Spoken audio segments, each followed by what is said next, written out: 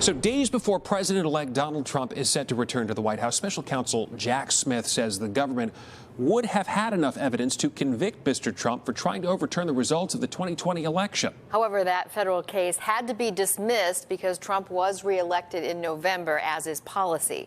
And it was the first time a former president was indicted on federal charges. Our political reporter, Mary Ann Ahern, following the story. She's here now with today's developments. Mary Ann. Good evening to both of you. Special Counsel Smith releasing his highly anticipated report today, 174 pages.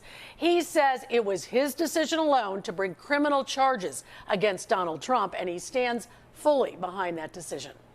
Let's walk down Pennsylvania Avenue. On January 6, 2021, Donald Trump, then the outgoing president, quote, inspired his supporters to commit acts of physical violence. Those are the words of Special Counsel Jack Smith in a new 174-page report. Trump was indicted in August 2023 on charges of working to overturn the election, but the case was dismissed after the November election because of the Department of Justice's long-standing policy that a sitting president cannot be prosecuted. Smith, who resigned Friday, now says Trump would have been convicted in the case if he had not been reelected. Trump sought to keep this report secret. Today on social media, he said he was innocent and called Smith, quote, a lame-brained prosecutor who was unable to get his case tried before the election.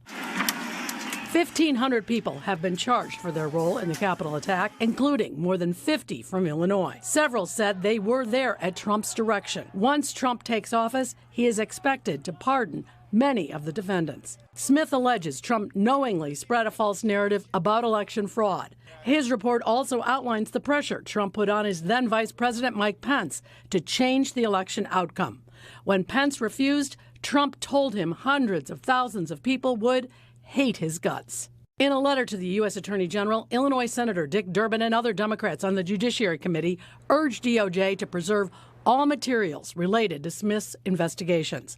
Durbin saying in a statement, today's report, quote, shows the American people just how close we came to a constitutional crisis. Trump has repeatedly said the investigation was influenced by the Biden administration. Smith, in the report, calls that claim, quote, laughable.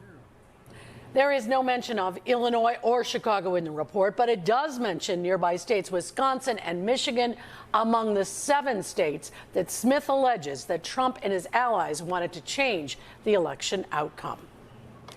So from here, we will have documentation that will always be there if Durbin and others decide to hold on to these records? But as is policy, because he is going to soon be the president, the charges are therefore dropped. Okay.